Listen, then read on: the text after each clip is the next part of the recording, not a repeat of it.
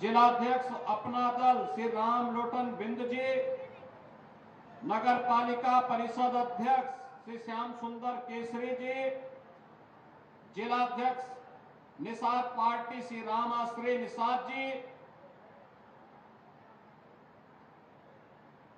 ओम प्रकाश केसरी जी, आज के इस कार्यक्रम में उपस्थित भारतीय जनता पार्टी, अपना दल, निषाद पार्टी से जुड़े हुए सभी पदाधिकारीगण और मां विंध्यवासिनी के पावन धाम मिर्जापुर से जुड़े हुए सभी मेरे उपस्थित बहनों और भाइयों, आदरणीय प्रधानमंत्री जी के प्रेरणादायी मार्गदर्शन और नेतृत्व में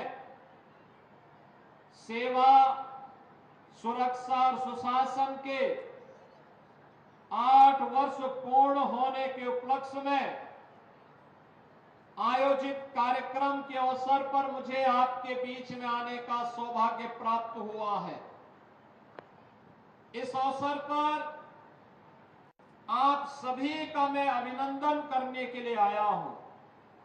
बहनों और भाइयों, अभिनंदन इस बात का कि आपका आशीर्वाद जब डबल इंजन की सरकार को प्राप्त होता है और हमारे जनप्रतिनिधि चुन करके जाते हैं, तब सरकार अच्छी योजनाओं को लेकर के आपके पास आ पाती है। और उसी में आज 500 करोड़ रुपए से अधिक की परियोजनाओं की सौगात भी मिर्जापुर जनपद को प्राप्त हो रही है। लेकिन मैं धन्यवाद और आभार व्यक्त करने के लिए इसलिए भी आया हूं कि बहनों और भाइयों, अभी हाल ही में महाकुंभ का आयोजन हुआ और महाकुंभ के इस आयोजन के माध्यम से आतिथ्य सत्कार का जो उदाहरण हमारे मिर्जापुर, भदोई और सोनभद्र की जनता ने प्रस्तुत किया, वह अद्भुत था, अभिनंदनीय था, देश और दुनिया को अभिभूत करने वाला था। इसलिए महाकुंभ की सफलता में योगदान करने के लिए आप सभी के प्रति मैं हृदय से धन्यवाद ज्ञापित करने के लिए आज यहां मां विंध्यवासिनी के धाम में आया हूं। आपने देखा होगा 13 जनवरी से 26 फरवरी के बीच में चलने वाले महाकुंभ प्रयागराज ने पूरी दुनिया को अपनी ओर आकर्षित किया।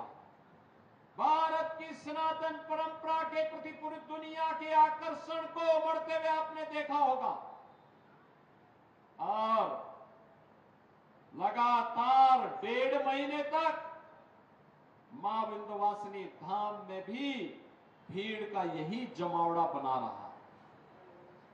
जनता जनार्दन सेवा कर रही थी। अलग विषय है कि कमाई पंडित रत्नाकर मिश्रा जी की भी हो रही थी।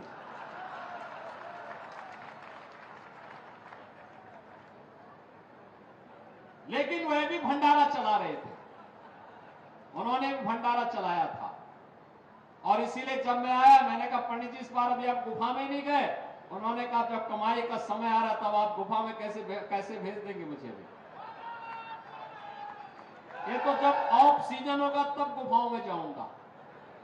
लेकिन बहनों और भाइयों, आस्था भी आर्थिकी का और आजीविका का आधार बन सकती है। यह महाकुंभ ने इसका मार्ग प्रशस्त किया और मैं आपको बधाई देता हूं। मां विंध्यवासिनी का ये कॉरिडोर विकसित होने के बाद लाखों लाख श्रद्धालु आ रहा है और श्रद्धा भाव के साथ दर्शन करके आप सबके प्रति धन्यवाद ज्ञापित करते हुए यहां मिर्जापुर की धरती से जाता है। अच्छे जनप्रतिनिधि आप चुनते हैं, कार्य भी अच्छे होते हैं, अच्छे कार्य होते हैं। अभी हमारी सरकार ने तय किया है, गंगा एक्सप्रेसवे देश का सबसे बड़ा एक्सप्रेसवे है। यह एक्सप्रेसवे अभी तक मेरठ से प्रयागराज के बीच में हम लोगों ने तय किया है कि हम लोग सर्वे करें और मां विंध्यवासिनी के धाम को जोड़ते हुए, बाबा विश्वनाथ धाम को जोड़ते हुए इस एक्सप्रेसवे को पूर्वांचल एक्सप्रेसवे के साथ जोड़ा जाए, क्योंकि हमारे पास जो संभावना होगी उसी संभावना को हम आगे बढ़ाएंगे। एक्सप्रेसवे अर्थव्यवस्था की रीढ़ होती है। इंफ्रास्ट्रक्चर जितना मजबूत होगा, कनेक्टिविटी जितनी बेहतर होगी, विकास और अर्थव्यवस्था के लिए आगे बढ़ने की उतनी अच्छी संभावना होगी। बहनों और भाइयों, आज उत्तर प्रदेश अपनी अर्थव्यवस्था को देश की अग्रणी अर्थव्यवस्था के रूप में स्थापित करने में सफल हुआ है। 8 वर्ष के इस जनपदीय महोत्सव के माध्यम एग्जीबिशन लगी हुई है, इसके माध्यम से झलक आप सबको देखने को मिल रही होगी। और आपने देखा होगा, आप अच्छे लोगों को चुन करके भेजे तो मिर्जापुर में मेडिकल कॉलेज भी बन गया, बाण सागर की परियोजना भी आ गई, मां विंध्यवासिनी का कॉरिडोर भी बन गया, और अब मां विंध्यवासिनी के नाम पे विश्वविद्यालय का निर्माण कार्य भी युद्ध स्तर पर आगे बढ़ चुका है। अब आपको भी जो नई पीढ़ी है, स्नातक कर रही है, प्रास्नातक पढ़ाई कर रही है, उनके लिए जब डिग्री अवार्ड होगी तो बहनों और भाइयों, उसमें मां विंध्यवासिनी का आशीर्वाद भी साथ होगा। देश और दुनिया में, जीवन में जब कभी भी आप आगे जाएंगे, आपके साथ मां विंध्यवासिनी का आशीर्वाद होगा। जगत जननी मां भगवती विंध्यवासिनी का आशीर्वाद आपके साथ में होगा। आज आपने देखा होगा, विंध्यवासिनी धाम विकास के नित नए सोपान को लेकर के आगे बढ़ रहा है। और अभी माननीय प्रिया जी जो बात कह रही थी, जो बात उन्होंने कही यहाँ पे, 1 डिस्ट्रिक्ट 1 प्रोडक्ट के माध्यम से, 1 डिस्ट्रिक्ट 1 प्रोडक्ट के माध्यम से यहाँ के पीतल उद्योग को पुनर्जीवित करने के लिए जो जान आई है, यहाँ पे कॉमन फैसिलिटेशन सेंटर की स्थापना के लिए हर जनपद में कॉमन फैसिलिटेशन सेंटर हम लोग स्थापित कर रहे हैं।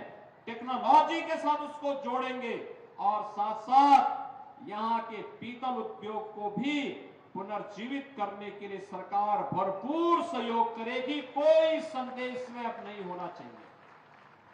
मुझे अभी यहाँ की पत्थर की कारीगरी देख करके बहुत अच्छा लगा। वैसे भी उत्तर प्रदेश में जहां कहीं भी पत्थर का कोई बड़ा निर्माण होता था तो पत्थरों की सप्लाई यही मिर्जापुर की खदानों से होकर के जाता था। कारीगरी का बहुत था। आज मैं यहां पे देख रहा था कितनी बेहतरीन कारीगरी है।